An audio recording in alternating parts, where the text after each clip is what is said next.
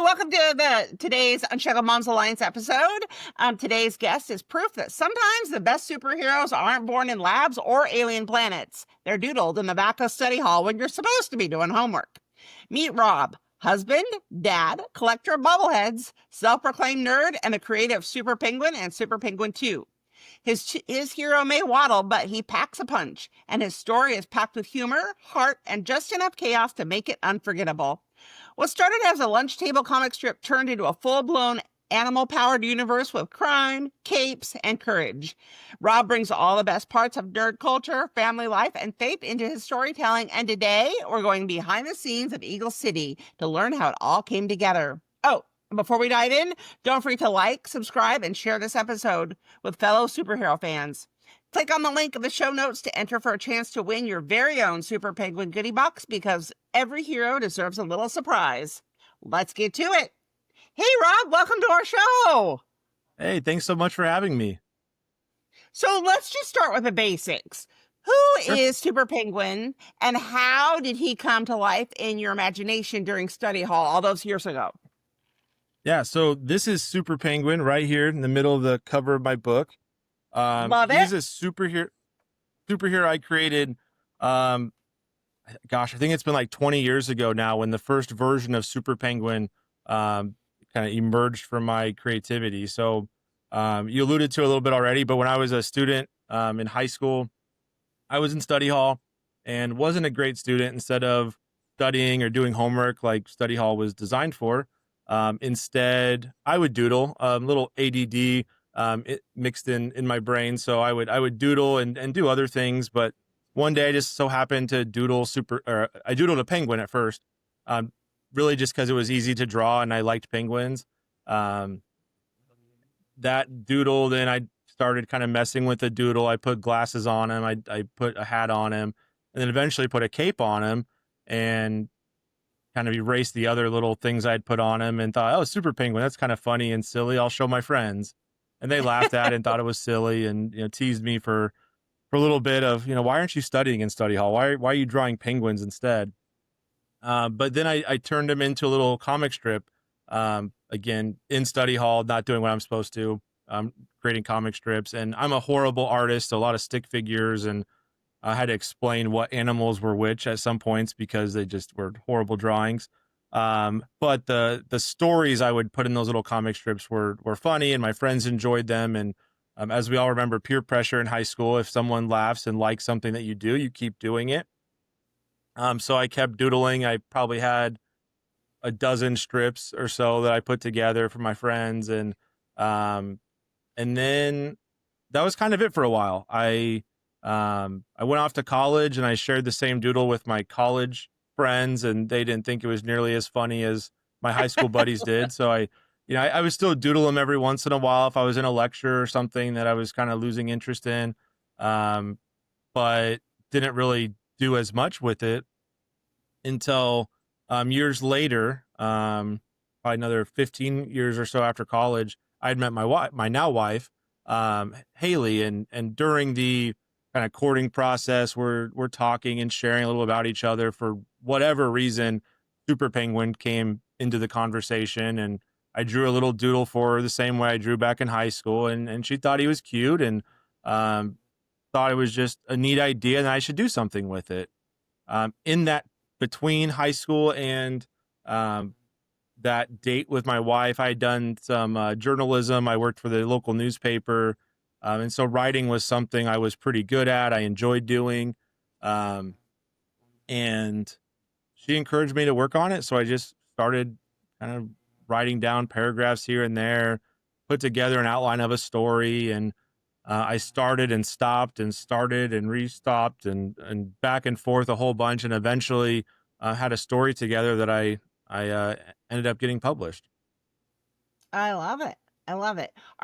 So I personally am, if in order for me to pay attention, I have to be doing something with my hands. Are you the same? I mean, did it help you when you were in college doodling to be able to listen, or are you just like tuning out and just doodling? Oh, absolutely. It was a kind of multiple things at once for me. My wife teases me because it's hard for me to do just one thing. Like even right now underneath my table, I'm fidgeting with my wedding ring while I talk. Yeah. If I'm watching TV, I'm playing on my phone at the same time, and I'm able to kind of pay attention to both things, but it's tough for me. So even when I'm writing, I have the TV on, music on, something going on. So when I was doodling in those lectures, it would help me listen a little bit better, because it would, by doing two things, I'm able to focus more, which seems backwards and wrong, but that's just how my brain works. Yeah, well, I think that, sometimes parents get concerned because their kids are, doodling in school or whatever. But really, I think Hmm. it's a great reminder that sometimes some brains just work that way, and they're paying attention, but they're, doodling or drawing at the same time. So I love that reminder. Yeah, absolutely. If I'm sitting there staring at someone talking to me, I'm much less likely to hear them than if I'm fidgeting or drawing or something while they're talking. Yep, I am totally the same way. I got something in my hand too, as we're talking that very reason. All right, so you mentioned being a huge fan of fictional characters like Wolverine, Chewbacca, and R2D2. How have these influences shown up in the world of Super Penguin? Yeah, so there's little throughout the books, there's little references to things. Some characters are kind of hinting at other superheroes without flat out being the same superheroes. Like Super Penguin, for example, you have Superman, so his name kind of overlaps with that. His backstory is kind of that Peter Parker, Bruce Wayne. His parents are gone. It kind of sparks a little vengeance in him. His superpower is kind of taken from Gambit from um, the X-Men, and so I kind of twisted all these different things that I love, and there's certain tropes that superhero stuff tends to do, like alliteration. You have Peter Parker, you have Doctor Doom, where they double up on letters. So I do that, not with every single character, but with a lot of characters, just because it's kind of a superhero thing to do. Um, and then I think just growing up loving characters, putting the things in there that we love about them. Like, even like, for example, R2D2 is one of my all-time favorite characters. Doesn't talk, he just beeps and whistles. But even when he beeps and whistles, there's a little bit of sarcasm to him. There's a little bit of, he's not the nicest droid, but you still love him anyway. And so having Right. characters kind of like that, where like they have those little pieces to them that maybe aren't so nice, but then you still find a way to love them. I love that. Okay, so what made now the right time to go from doodles to published books? Because you've been published for a while, right? Yeah. So for me, it was COVID kind of sparked um, getting the project done. We all remember there was a lot of downtime, a lot of places were closed, not a lot to do, and so for me, it was I can sit and scroll on my phone and play games or whatever. I could use this quiet in the world right now to help me get this project done, and so I did. The very first week that COVID shut down, I think like around like March 13th, my Yep. family was scheduled to go on vacation, and it was kind of scary. And we're like, should we go? Should we not go? Should we stay at home?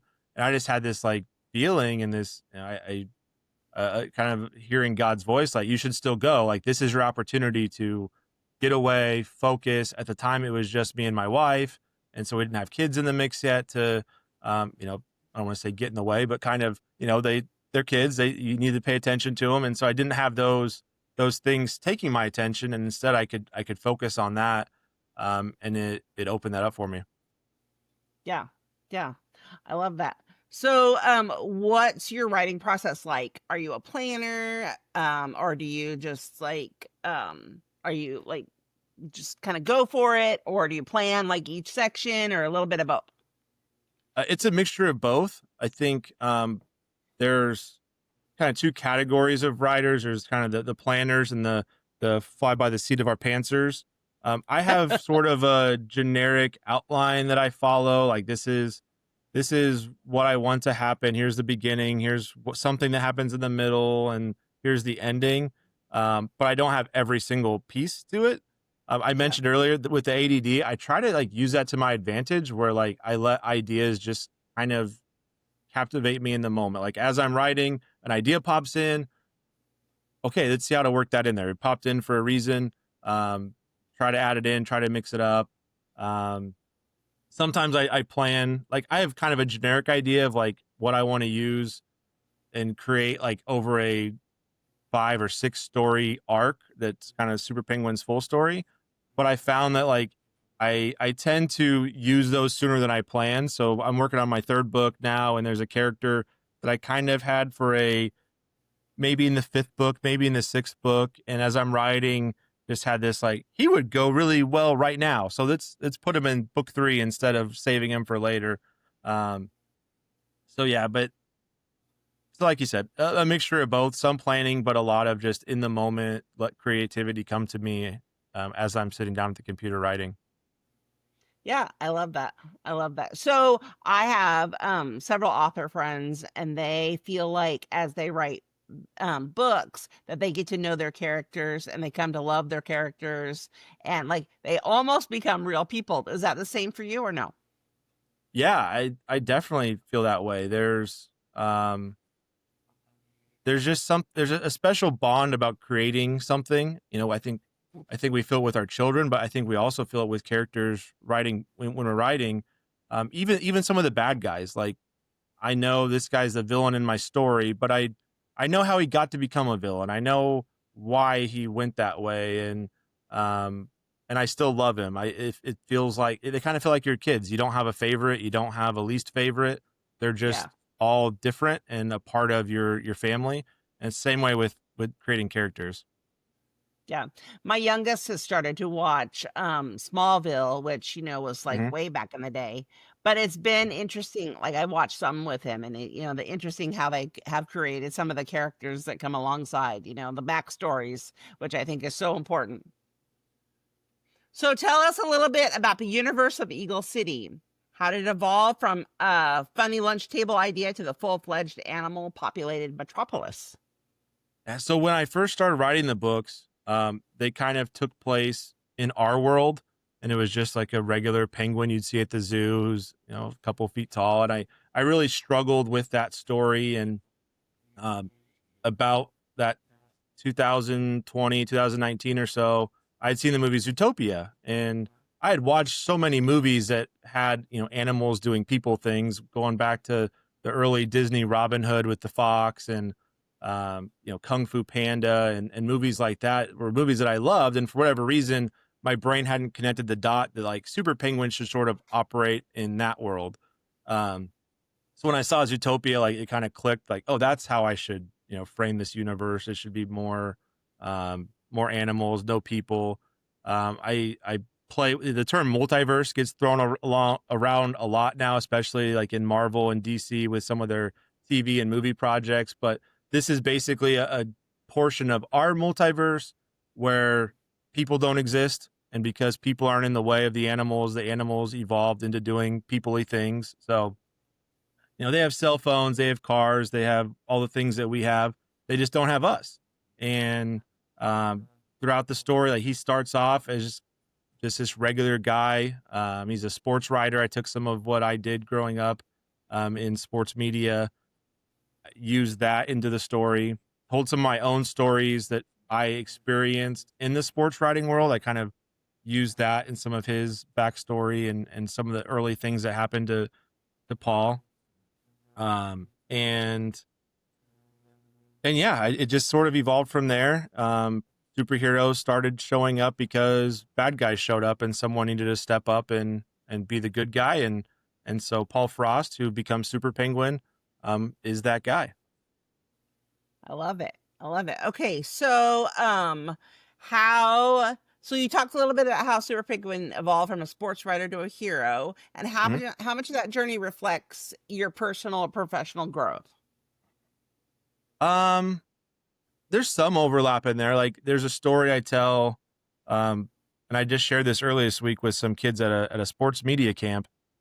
Like there was one time I was at the University of Illinois covering a basketball game, and I kind of wandered down the wrong hallway that I shouldn't have been. I didn't know where I was going. It was my first time covering a game at the U of I, and I wandered around these hallways where the players are and the security guards are, and I had no business being back there. Media did not have access to it, but no one stopped me, so I kept wandering around. So there's a scene where where Paul, and he's doing it on purpose, but he's sneaking around the hallways of this hockey arena trying to kind of solve a mystery that's going on and find some clues. And I used my own like experiences of when I was lost in these hallways to kind of paint that picture of what these hallways would look like and where he would go.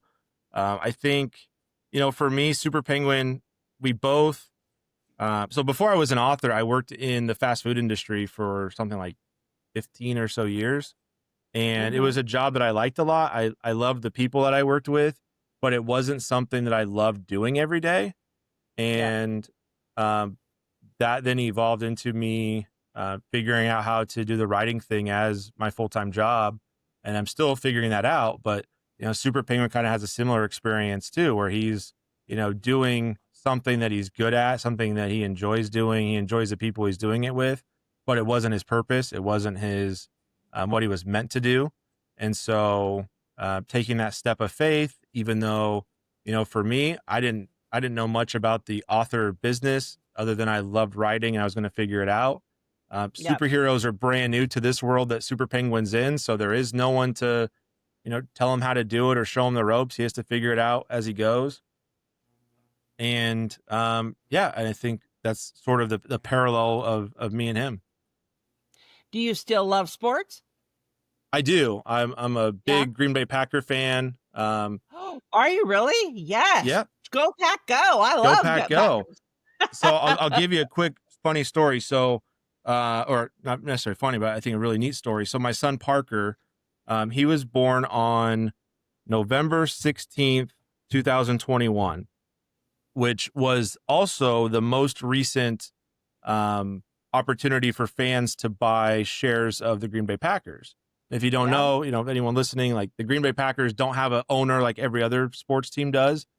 They're technically a not-for-profit. They're owned by the community of Packer fans. We buy shares and they use those shares to, do expansions to the stadium and the whole Title Town area around Lambeau Field now. So I saw this opportunity where, hey, he's being born today and they're selling these things today. And so after about 2 or 3 hours after he was born, he became a NFL owner, and I presume the youngest NFL owner in the history of sports. So I love it. Yeah, he moments after being born, he was an NFL owner. I thought it was pretty neat. Perfect timing. So you say that your book is packed with humor and heart. Why was that important to you, and how do you balance comedy with deeper themes? Yeah, so I think if we peel back how we live our lives, there's moments where something is serious and we find something to laugh at. I think there's moments where, I've been at funerals where it's a very, very sad day and a very sad funeral, but something happens that you just have to laugh because, it's funny. And so mixing that in there, I think we all love to laugh. We all enjoy that. I would have a miserable time writing a book that didn't have some jokes in there and some little funny situations. So part of it's, for the enjoyment of me writing it. Some of it's just, I think humor comes in life naturally. And I think with heart, you have to really care about your characters to care about the story. Like if it's just characters that just do a thing, no one really cares. But if a hero's trying hard and you start to root for him, and when you're rooting for him, it gets you to keep reading, and when you keep reading, you finish the book and get the next one. And so I think those two factors, if you don't care about you your have to have in a characters, why story. would anybody else? Say it again. Said, if you don't care about your characters, why would anybody else? Exactly. And I think one thing I learned, I'd read a book that Pixar had kind of put out about how they kind of the behind the scenes of their process of making things. And it's one of the things that they said in the book was that people don't really care if your character succeeds. They care if they're trying hard. Like they want to see the character work hard for something. They don't just want to see an easy win for them. And so I think that was part of my learning and what I applied, what I learned into the books too. Yeah, I think it makes it more relatable because we tend to have our struggles that we struggle with, and so we like to have that in a character that we're watching as well. Mhm. So we talked a little bit about how, you kind of care about your character because you're, developing them. Is there any one of your characters that surprised you as you've written about them? Hmm. That's a good question. I think I think there's just so many times where I don't have an idea about a character at first, and I think Mhm. a character just is just meant there to be there for a one scene or something, and for whatever reason, they kind of hang in the back of my head and turn into something else. So I think one example of that. So I showed the first book cover. This polar bear right here. Her name's Annie Freeze. She's Super Penguin's best friend. They work together at the newspaper, and she um, was meant just to be sort of a friend in the story, kind of help him get linked into the superhero world because she knew someone who knew someone. And when I show the second cover, you'll see she's wearing a superhero outfit. So Annie Oh, becomes a superhero Tundra in the second book. And when I wrote the first one, I had no plans for that. I had no ideas for that. It was just something that as I was writing the second one, like I kind of wanted this other hero in the mix. And I asked myself, why not Annie? Why can't Annie also be a superhero if, you know, yeah, a yeah. tiny little penguin could Evolved figure it right out? into it. Yeah. And so I think there's moments like that where a character just maybe not surprises me, but comes into my mind at a point where I'm looking for a new character and one kind of steps up and, hey, I can do this, and Yeah, sort yeah. of evolves into that. Yeah, I love that. Okay, so you describe yourself as a self-proclaimed nerd. Sure. How do conventions, gaming, and collecting inspire or refuel your creativity? Yeah. So I think, there's been so many great stories that have come to the comic book world, so many great characters. Um, and, I think when you see someone doing something well that you also enjoy doing, you aspire to be like them, but different too. Um, And then other thing, like I'm big into D&D.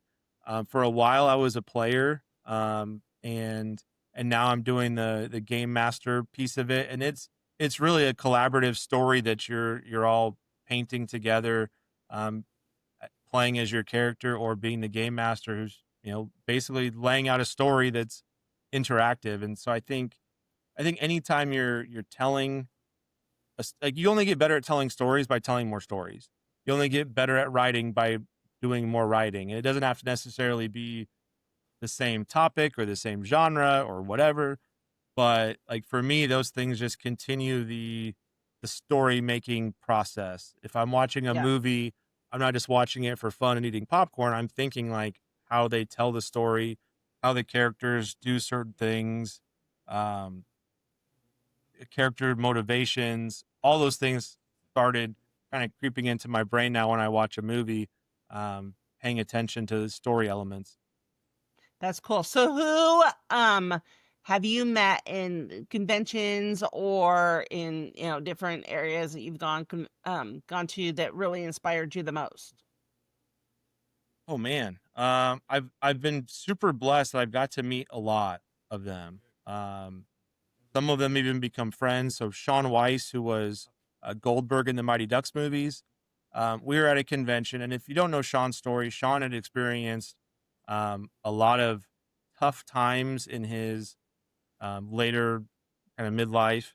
Got addicted to drugs, was homeless, and by no other reason than a miracle from God, like he was able to get help and became clean and has recovered, and now goes around telling his story and helping other people that are going through similar situations. Um, and so I had this opportunity to talk with him at a convention, and I had recently lost a friend who had passed away from an overdose, and so we talked about that. Just Mhm. had a very real conversation. But as you meet people and you get to know them and talk to them a little bit, cool things can happen. So I kept in touch with Sean through Instagram, and just when he posted something about his recovery journey, I, you know, done a good job and a little fist bump emoji or proud of you. Like things that we all want to hear when we're doing something good that's Yeah. also like the opposite of how you used to be, and the opposite of your struggles. And so again, we're connected a little bit through there, stayed in touch. And one day I had an idea of like, I want to turn Super Penguin into an audiobook. But I don't know how to do an audiobook. I don't really want to record it myself because I think that takes me away from writing and it takes me away from doing other things. But what if I asked Sean to do it? It'd be kind of cool to have the Mighty Ducks guy, and I've sort of become a person who like go ahead and ask like what's the worst they could do? Say no. Right. And I thought, oh, I'll ask him, see what he says. And sure enough, he was like, dude, that sounds awesome. And he had gotten a copy of my book when we were at the first convention we were at. Um, and so like that's in the process right now of getting that audiobook produced. And I think just That's cool things like that. exciting. Yeah, very exciting. And it's just neat how um, and the piece of the story I didn't tell at the beginning was this convention we went to uh wasn't a great convention turnout wise. It was in February, which is usually a slower month for conventions anyway. They had a real bad spout of weather. There was snow, and not a lot of people showed up. And it'd be easy just to chalk that up as oh, this was a loss. This was a defeat. We come to this convention. We only sold a handful of books. But because of the slowness of it, John didn't have a line at his table. I was able to talk to him way longer than, normally you go to a convention and you get like maybe 30 seconds to talk to some of these Yeah. people because there's Yeah. a long line behind you and they have a tight schedule of photo ops and autographs and panels and all these other things. But in this one, because of the situation, like I had 10 minutes to talk to them and hang out and get to know each other a little bit more than, hey, how are you? Love the movie. Good job. See ya. Um, and so I think it's cool how like God can take something that seems like a failure at that moment and turn it into something like now I look back and that convention I went to in Iowa that I thought was a bit of a dumpster fire turned out to be one of the best ones because of the connections that were made and because of the audio book that's around the corner. Yeah, you just never know which convention's going to be the one that, changes your life forever. Yeah, exactly. That's so cool. Okay. So how does your son Parker influence your storytelling? Has he met Super Penguin yet in his own way? Yeah, so I showed you the cardboard cutout of Super Penguin I have behind me. The books are middle grade, a little advanced for Parker right now, and at 3, he's at that point of asking lots of questions. So if he asks something, there's about 10 questions behind it that Yeah. piggyback off that one. Yeah. But he knows Super Penguin by sight. He knows that's Dad's book, and that he writes Super Penguin, and he loves the character. I have a little penguin puppet that I use on TikTok to tell silly dad joke type humor things. He loves the puppet, and so he's fully embraced it. And for me, I think not only like I'm excited because my kid's excited about it, but it's an opportunity to teach my kid that it's like go follow your dreams. Like they might seem crazy. As I mentioned, I left McDonald's. I was being paid really, really well.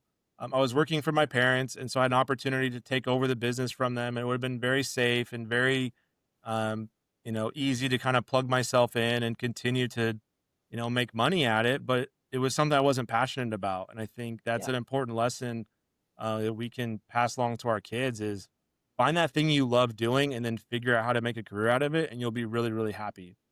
And if you're Yeah. I going love to a job that you're not in love with, then you're not going to be as happy, and you're going to take that, you know, whether you're miserable or it's just okay, like you're going to take that back home. You're going to take that to your friends and your family and pass that along. And it's just, life's short. Do the things that you love doing. Life's way too long to be stuck in something that you just don't really enjoy. Yeah. And I think on the other end, I think it was kind of a gift for my parents too, to like be able to watch, like as parents, we work really, really hard to give our kids everything that they want in life. Right. Yeah. And so to see your kid like following their dream, like what a gift that I'm following my dream so that Parker follows his. And my new son, Hanson, when he gets a little bit older, he's like 2 months old now. So he's not quite aware of anything around him other than, the face that's I know. feeding him. He'll get to grow up around him. Yeah, but yeah, he'll grow up around Super Penguin too, and I'm sure um, be just as excited about it and be just as um, filled me with motivation. Yeah, absolutely. So let's talk about Haley, who's your Mhm. biggest cheerleader. What role has she played in helping you chase your dreams? Yeah, I think the first step was giving that initial push to like, hey, you should do something with this. Don't just keep it as an idea that you doodle every once in a while. Like actually figure it out. Like go do that. Yeah. She would read the first drafts of all my work, and when she liked something, she would share it. When she didn't understand something, she wasn't afraid to like, hey, this doesn't make any sense. Like you worded it weird, and I did a lot of my writing at like 3 in the morning before work, like 3 to 5 a.m., and I'd go off to work. And some of it was late at night, and some of that was back to back, where I'd get up early, then go off to work, and then come home, have dinner. He goes to bed, and then I'd start writing again. So there was some like kind of just I'm not even sure what I wrote there. I just typed something, and Yeah. my fingers were going. My brain wasn't a part of the journey, but and on that aspect, and now today with going out to conventions and selling the book, like when I'm out, well, she's at home with our two boys now, and so there's a Yeah. lot of slack that she has to pick up in order to allow me to do that. So she's uh, been supportive from day one. I tell her all the time, I wouldn't have even started this if it weren't for you pushing me to do it. And now, and she every once in a while she's able to go with me to a convention, which I love. We do some book festivals that are it's a day trip. We down the road at a library or so, and so we're Yeah. able to as a family go together too when we can. But some of them, like this upcoming weekend, it's a 7.5 hour drive to Tennessee for a convention in Pigeon Forge, and she's not going to be able to go with me and the kids on that Right. one, Right. but I know she's at home working hard to allow me to do that, which is a blessing. You have such an amazing partnership, not only with, with your writing, as she's an extra set of eyes, but she's able to stay home, kind of keep the whole front solid. You can trust that you can go out and do whatever you need to do at, whether it's in Tennessee or wherever, and know Yeah, that she's got it. yeah. And that's just on the weekends. During Monday through Friday, she's full-time nurse at the VA, and so she's her plate's just as full, but she's always encouraging me and willing to take the slack of, you know, hey, I got the kids this weekend because you're gone. And then I make it up to her the following weekend with, hey, why don't you go get your nails done and have a spa day See, or and that's something? true And I'll take the partnership right kids. there. Yeah, Yeah, I exactly. love Exactly. that. Okay, so your faith is a key part of who you are. How has your belief in Jesus shaped the way you write stories and craft characters? Yeah. So, um, in a piece of the puzzle, a piece of the story that I didn't tell you before, well, happened while I was working at McDonald's. So I was kind of in this spell of just bad moods, and I didn't hate my job so much that I felt like quitting, but I wasn't happy. And it was winter, so seasonal depression and all those things. I think those were real. Yep. And I'm sitting in this car. I'm driving from Danville, Illinois to Decatur, Illinois, which is about an hour and a half. I'm riding with my boss, um, who was a talker. He was just someone who was always talking about something McDonald's. And I was going to this meeting because my parents were out of town. So it wasn't even a meeting for me, really. I was just kind of going there to be a body that represented them. I had never been to this meeting. I didn't know what it was for. I just knew I didn't want to go to it. And my boss is talking about stuff, and I'm just like, I'd be okay if the car was silent right now. And I'm just thinking that in my head, like Right. I'm trying to be nice and put on a smiley face, but I'm just inside I'm miserable. And I had this moment where it was sort of talking to myself, sort of praying while I'm driving. And I just kind of, God, is this really what I'm supposed to be doing? Is this really like what my life's going to be the next 30 years? And I had been it was in the middle of starting and stopping Super Penguin over and over and over again, where I would write and I'm like, that's stupid, throw it away, or, you know, put that computer away for a while and not get back to write. So I was in this season of just back and forth. Is this what I'm supposed to be doing? No, this is dumb. Don't take that risk, whatever. And so as I'm driving down this road and I ask God that question of, is this really what I'm meant to be doing?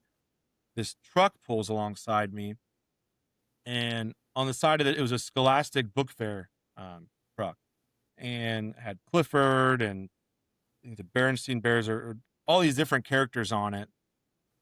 And this moment of like, oh, like books, like I'm supposed to be doing that. I'm not supposed to be doing this. I'm supposed to figure out a way to do that. I compare all the time to like Moses in the burning bush. Like I didn't have a burning bush, but I had a giant Scholastic bus drive by me. And so, Yeah. um, so that was kind of that moment of like, this is what I was like. I had that confidence. I didn't know what I was doing. I didn't know why I was doing, but I was confident in that this is the Super Penguin author stuff is what I'm supposed to do. It's where I need to figure it out. I don't know how I'm going to do it. I'm still figuring that out some days, but I felt like just down in my soul, like that's the path I'm supposed to go down. That's the path that I'm supposed to follow. It's been a path of trying to be as obedient as possible. There's so many times where I question what I'm doing. If this is, did I mix up signals? Did I hear God wrong? And Yeah. almost every time I go through one of those, I pray more than I did the month prior. And something happens where it's like, okay, there's another sign. There's another moment. There's another thing that's telling me you are on the right path. This is what you're supposed to Yeah. be doing. And what's been super rewarding is there's been these ripple effects that come up that I would never anticipate happening. When I started writing, it was a silly story that I was creating about a penguin wearing a cape. And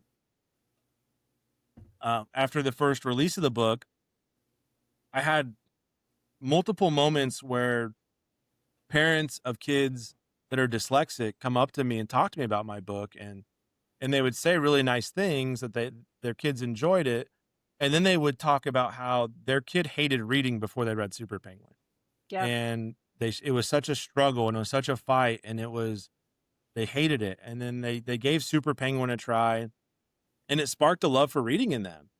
And I'm flipping through it, like I don't know anything about writing a book to Right. appeal to a dyslexic reader. I had no clue about any of those kind of things. It was just my style of writing. Like I use a lot of dialogue. I do very like action packed scenes. For me, like I was a kid that didn't like to read a lot when I was growing up. I loved reading comic books. I loved watching movies and like getting stories through TV and those things.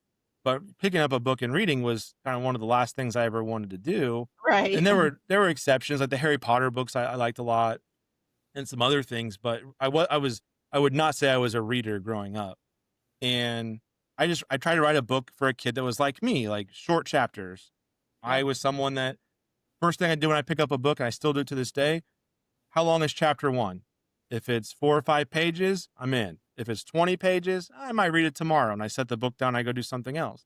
So a lot of Right. my chapters are like 2 or 3 pages, and it's a quick scene, and it moves on to the next one. And so for whatever reason, like my style has helped these kids, and nobody knew that but God. Like going into this project, nobody knew that was going to be something that came out of it. And so it's been cool to see these ripple effects of things that I had no intention of happening, and they just do. But God knew. Absolutely. Absolutely. And I'll add one more story. So uh one of my favorite stories in the Bible is, Jesus feeding the 5,000 people Yeah. with the loaves of bread and a couple of fish. And I was listening to a speaker a few years ago who was talking about that story and talking about the importance for it. And as we follow our dreams and we do what we feel is God's calling, like we're not responsible for making the miracle happen. Right. Not on us. That's God and Jesus. We're responsible for showing up with the bread and the fish.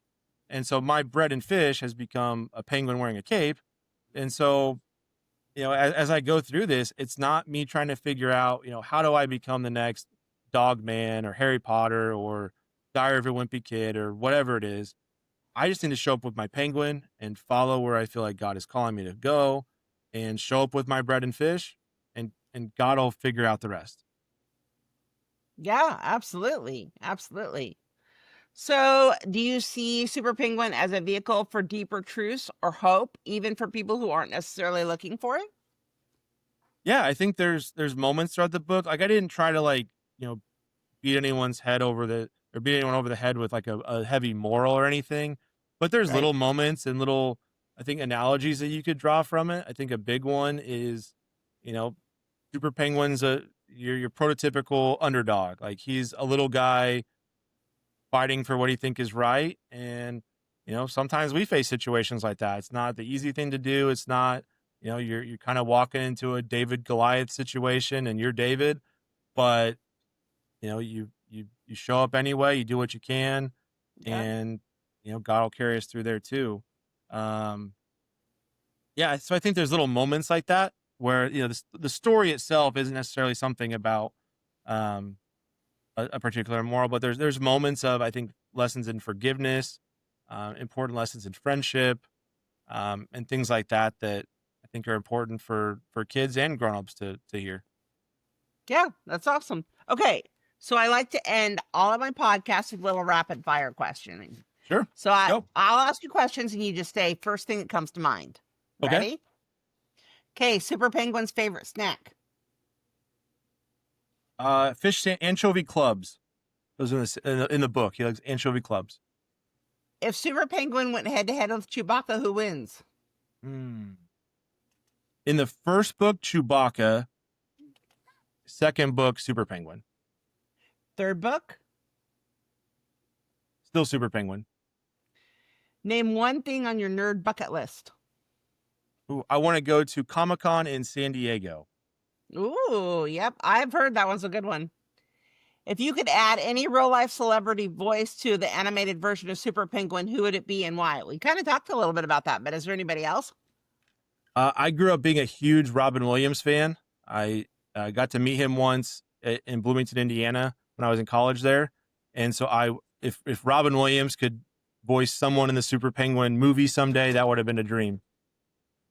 That's amazing. So finish this sentence. I hope readers walk away from Super Penguin feeling...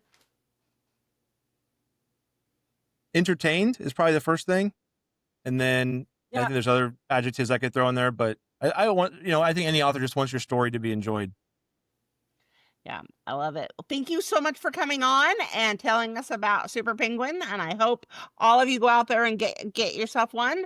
Or hopefully in the libraries we'll have those so you can check those out as well. So join us next week for another exciting time. Thank you.